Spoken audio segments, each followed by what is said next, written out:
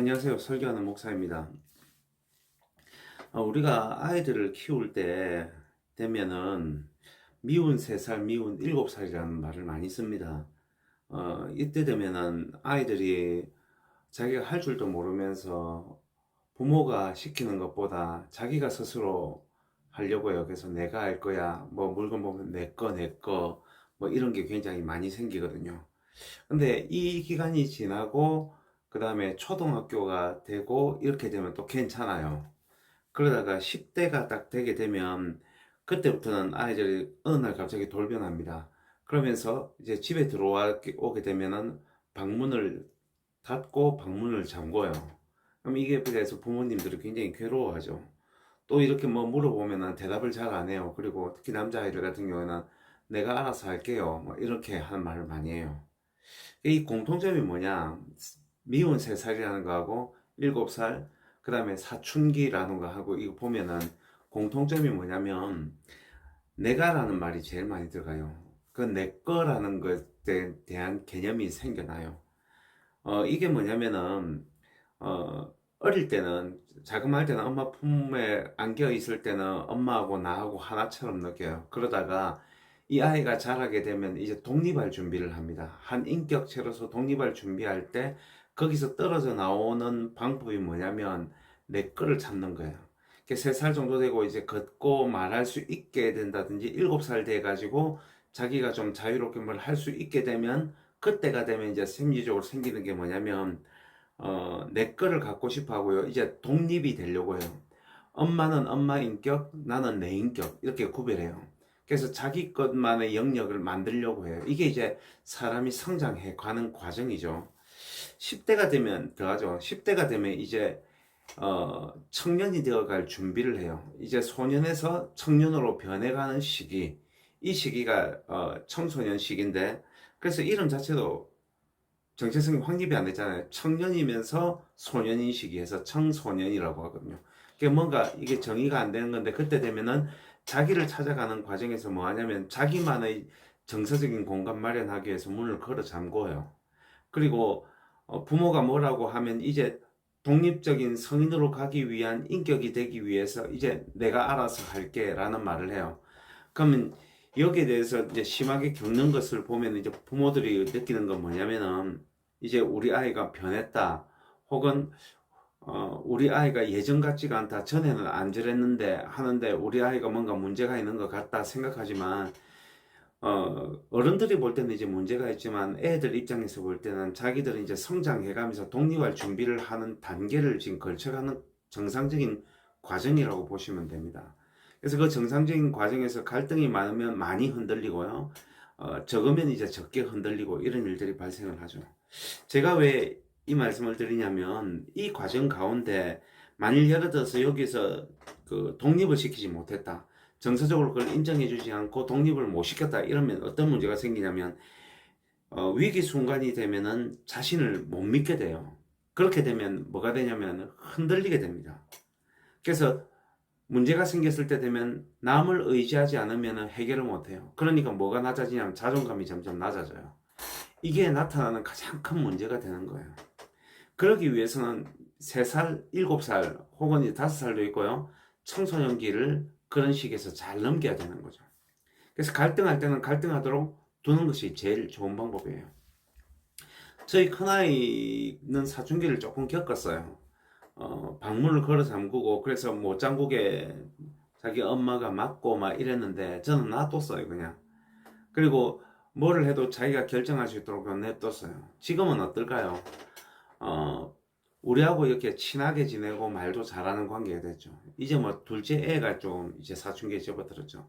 크게 신경 안 써요. 그래서 제 아내한테도 제가 그냥 가만히 냅두라고 해요. 알아서 하도록. 무슨 결정을 해도 알아서 하도록 냅두라고 그래요. 그냥 좀 믿어주는 게 좋다고 생각을 해요. 그래야지 뭐가 높아지냐면 자존감이 높아집니다. 위기 상황이 왔을 때 스스로 해결할 수 있어야지만 그 아이가 뭐가 될 수 있냐면 나중에 사회에 나왔을 때 부딪혔을 때 자기가 해결할 수 있는 힘이 생겨요. 제가 서론을 이렇게 길게 이야기했던 이유는 신앙적으로도 똑같습니다. 우리는 이제 교회에서 새가족으로 들어와 가지고 신앙생활을 잘하다가 어느 날 갑자기 갈등을 하고 교회를 잘 안 나와요. 예배를 빠지고 또 얼굴이 어두워지고 하나님이 계신지 안 계신지 모르겠다고 하고 상황이 약간만 어려워지면 하나님이 계시면 이럴 수 있냐 이런 의심을 해요. 그렇게 되면은 주변에 있는 이 믿음 좋은 분들이 혹은 이제 부모들이 이제 설득을 해요. 하나님은 계신다. 봐라, 성경에 일어난다. 네가 왜 못 믿냐 하고 이제 기도 제목을 낼 때는 의심하지 않도록, 의심이 사라지도록 우리가 기도하자고 막 기도하면서 이 불쌍한 영혼을 보살펴 달라고 이제 기도를 하고 하죠. 근데 어떤 면에서는요, 사람이 신앙이 성장하는 게 요렇게 성장하지 않잖아요. 가다가 이렇게 내려가요. 그리고 또 올라가다가 이렇게 내려가요. 그래서 우리가 올라갈 때는 성장한다 하지만 내려갈 때는 침체한다 말하지만 침체가 아니고 그 다음 단계로 올라가기 위한 발판을 삼는 기간이 있어요. 그게 이제 뭐 하는 기간이냐면 자기 자신과 하나님 사이에서 갈등을 하면서 자기가 하나님에 대해서 이제 인격적으로 만날 준비를 한 거예요. 그래서 전에는 들은 대로 보고 하니까 그렇게 될 것 같고 또 자기가 짧은 체험이지만 해보니까 신선한 체험이기 때문에 막 좋아하고 했었는데 이제 이게 오래되다 보니까 이게 진짜일까 우연일까 이런 갈등을 하게 되면서 진짜 하나님이 살아계실까 이런 갈등을 하게 돼요. 그러면 그것을 이제 의심하지 않는 기간이 필요한데 의심하지 않으려고 의심이 올라오는 걸 누르는 게 아니라 의심을 드러내어 가지고 진짜 그럴까를 계속 고민하게 하면서 이제 하나님에 대해서는 의심도 해보고 의심하면서 하나님과 계속적으로 이제 갈등을 겪어보기도 하고 때로는 반항도 해보기도 하고 이렇게 하면서 결국은 신앙적인 갈등하는 사람 뭐를 찾아가냐면 자기 나름대로 교회에서 가르쳐 준 대로 답 말고 자기 나름대로 이제 하나님에 대한 답을 찾기 위한 어떤 독립하는 과정이에요.